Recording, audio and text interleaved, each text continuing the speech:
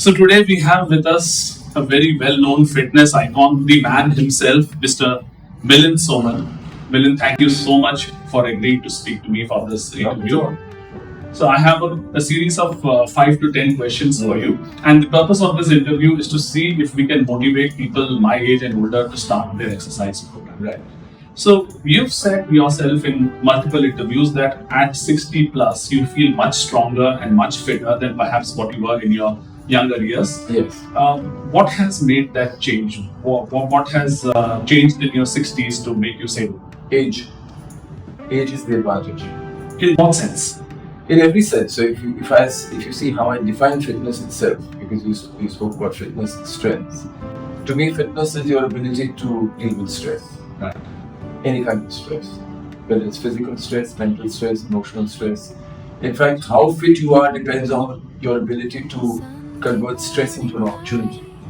Right. We see stress as a problem, which is one way of looking at it, which means that you're not fit for what you're doing.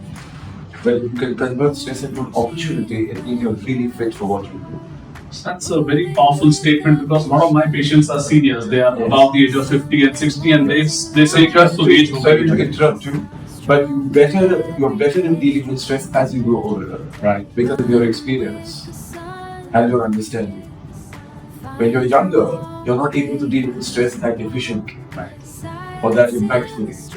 At 20, emotionally, you're all over the place. Yes. Mentally, even by 35, 40, you're still, confused about what to do with life, how to get ahead, how to make money, or stability or security. But as you get to 50, 60, you begin to understand the things that really matter and the things that don't matter at all. And then it makes it easier to choose your priorities according to the direction you want to go. Perfect. That's a lovely perspective. And the other challenge that I face is I'm a person who exercises in the gym. Right. I somehow can't manage to exercise outside the gym, and you, on the contrary, are a person who never goes into a gym. Yes. And that's the thought that I get. That's the thing that I get from all my patients. That sir, अब हम gym नहीं जाना चाहते. They feel awkward inside the gym. Yeah. How would you advise seniors to exercise outside the gym? Yeah. So you see, it's all mental. Like you say, you can't manage.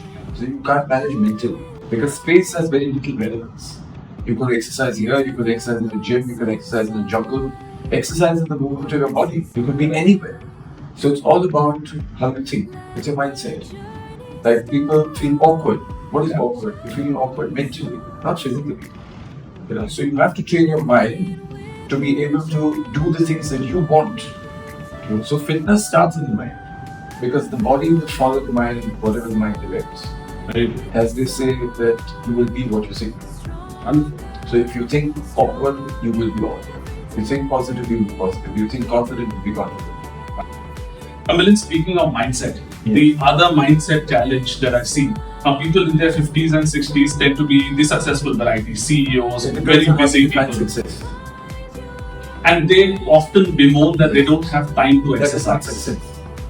So if you don't have time, it means you're a slave. Because only slaves have no control over their own time. Their time is owned by somebody else. They are owned by something else. So you have to decide whether you want to be free or you want to be a slave.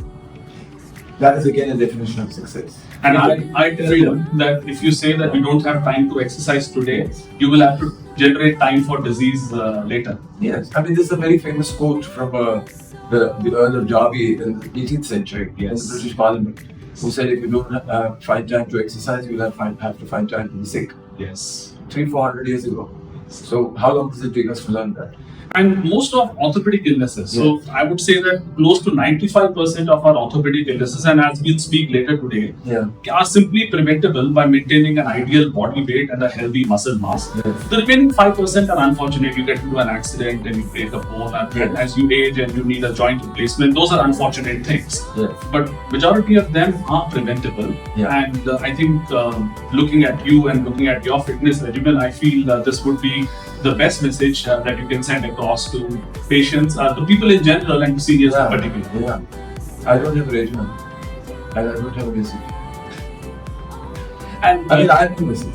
What can I say? I mean, look at me. How much do I exercise every day? You say you don't have time. And I'm reasonably fit. I exercise 10 minutes a day at home or wherever I am. I'm not bound by anything. that I have to be in this place or that place or wearing these clothes or that gadget or anything. And you 10 have minutes. you have said in interviews before that even a minute a day is more than enough, and this is backed by It's scientific not evidence. more than enough. But it's better than doing nothing. It's better than doing nothing, and it also depends on what your goal is. Now, if you want to be an Olympic champion, of course 10 minutes is not enough. True.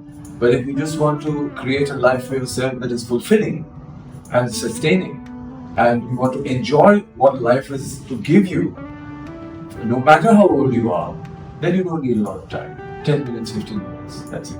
Well, I'd like to wrap this interview up with one obvious question. And do diet. Yeah, so I've seen you eat a whole papaya. I mean, you mentioned you eat a whole papaya or whatever catches your fancy. Yes, but Any thoughts papaya, about would say that? papaya is healthy, but we don't like papaya. But I eat biryani. Yeah. I can eat anything. I have no diet, no restriction at all. But I understand through my own experience what is good for me and what is bad for me. So I minimize what is bad for me and I maximize what is good for me.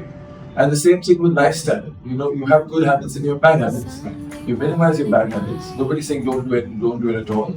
And maximize your good habits. I wanted to ask you a question related to that. I mean, you are a supermodel, you are a celebrity, and your lifestyle probably involves late night gatherings. How do you manage all of that, eating food late at night and then getting up early and then staying so healthy? Okay, so I stopped going to parties when I was 27 Wow.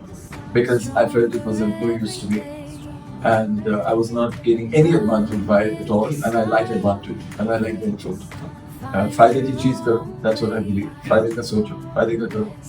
And going out late at night, eating late at night, meeting people late at night was of no use at all.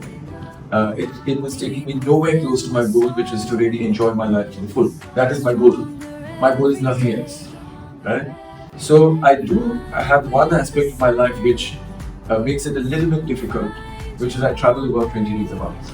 Wow, that's a lot. Yes, it's a lot. But even within that, I'm able to be the way I am.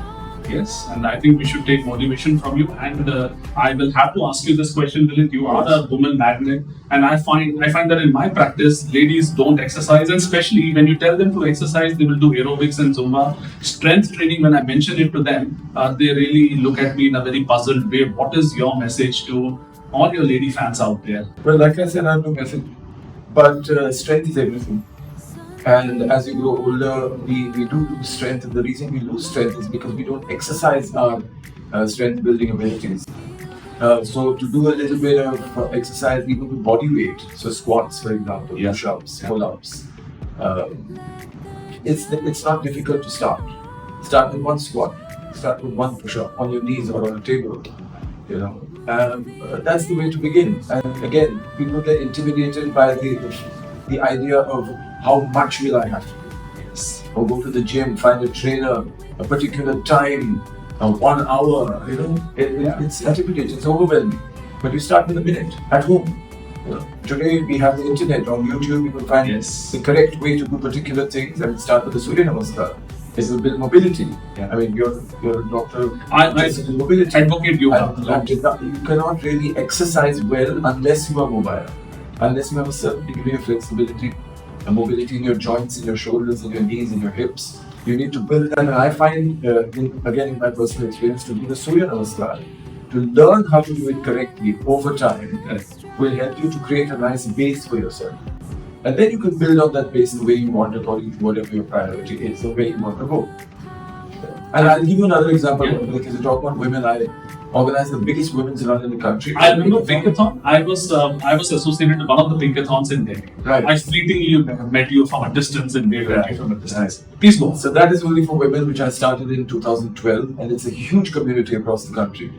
It is the only event in the country which is from 3 kilometers to 100 kilometers. There are women who have started with 3 kilometers walking in Pinkathon, who are now doing 100 kilometers in 24 hours.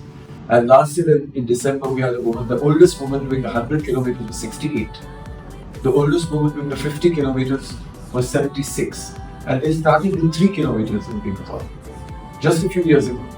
The woman who at 68 who did the 100, 6 months before, in June, she had an accident. She broke her hip in 2 places. Wow. At 68, you know how difficult it is to fix a fracture in your 60s. And that whole hip, is the most difficult fracture to heal. Yes. She called me from the hospital. She said, I'm going to run Pinkathon in December I'm doing 100 kilometers. I said, relax. You just went into the hospital with a fractured rib. Yeah. 3 months later, she was out of the hospital. She started running, and she did the 100 kilometers on Pegasus in December.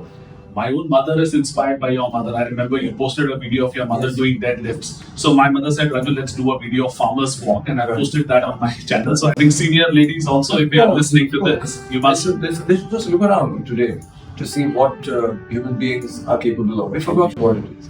Like, people think my mother is amazing because she's 86, she's still trekking, she's skipping. And people think it's extraordinary. But the fact is, it's not extraordinary, it's normal. Yes. People have forgotten what is normal. Yes. Thank you so much, Milind, for speaking to me and sharing your